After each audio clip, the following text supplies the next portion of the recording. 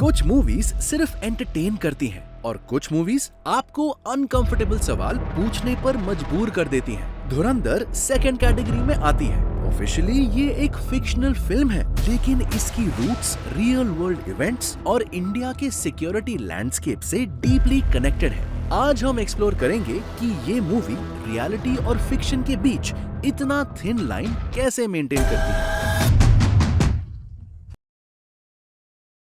Film का core एक covert mission के अराउंड घूमता है। इस मिशन का सेटिंग है लियारी, कराची। लियारी कोई इमेजिनरी जगह नहीं है, ये पाकिस्तान का एक रियल और हिस्टोरिकली वॉलेटाइल एरिया रहा है, जहां गैंग वायलेंस और एक्सट्रीमिस्ट नेटवर्क्स का स्ट्रॉन्ग प्रेजेंस रहा है। डायरेक्टर ने डेलिबरेटली इस जगह को चूज किया ताकि मिशन सिर्फ सिनेमैटिक ना लगे बल्कि जियोपॉलिटिकली बिलीवेबल लगे। यहाँ डायरेक्शन का रोल काफी इम्पोर्टेंट हो जाता है। फिल्म में वायलेंस को ग्लोरीफाई नहीं किया गया, ये फ्लैशी नहीं, अनकंफर्टेबल है, एग्जैक्टली जैसे रियल कोवर्ट ऑपरेशंस होते हैं। डायरेक्टर का फोकस एक्शन पर नहीं, कॉन्सिक्वेंस पर है। हर डिसीजन का वेट फील होता है और ये चीज मूवी को ग्राउंडेड रखती है। मूवी डायरेक्टली किसी इंसिडेंट का नाम नहीं लेती, लेकिन क्लियर पैरेलल्स दिखते हैं, जैसे 2001 पार्लियामेंट अटैक, 26/11 मुंबई अटैक्स और क्रॉस बॉर्डर टेरर मॉड्यूल। ये इंसिडेंट्स सिर्फ हिस्ट्री लेसन्स नहीं है, इन्होंने इंडिया के इंटेलिजेंस डॉक्ट्रिन को शेप किया है। फिल्म इन इवेंट्स को रेफरेंस करके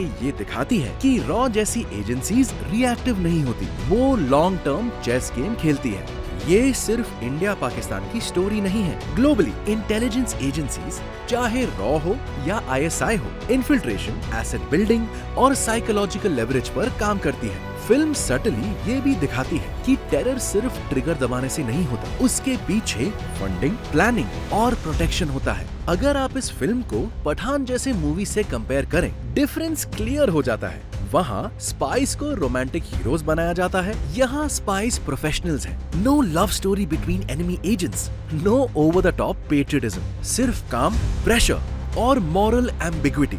और शायद इसी वजह से धुरंधर ज्यादा ऑनेस्ट फील करती है।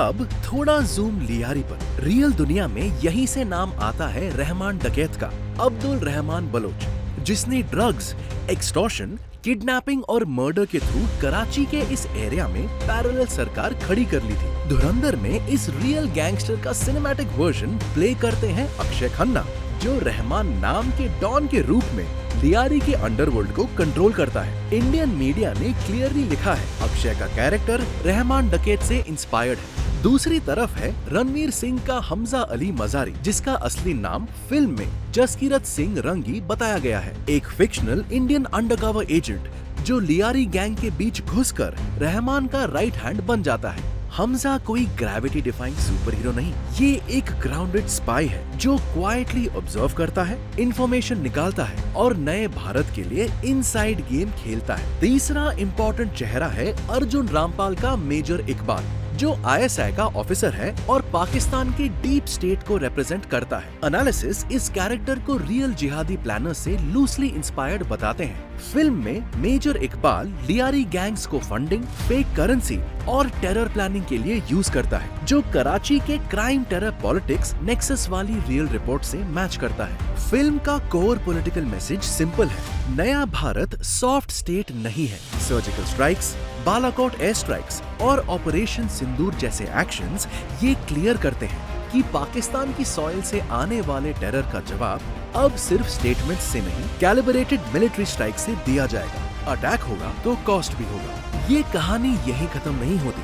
धुरंधर के पोस्ट क्रेडिट सीन में मेकर्स ने धुरंधर 2 ऑफिशियली टीज किया है। रिपोर्ट्स कंफर्म करती है कि सीक्वल 19 मार्च 2026 को रिलीज होगा। रणवीर सिंह के एजेंट हमजा की जर्नी कंटिन्यू होगी और स्पाई यूनिवर्स को और एक्सपैंड किया जाएगा। जब आप धुरंधर देखते हैं, आप 3 चीजें साथ देखते हैं।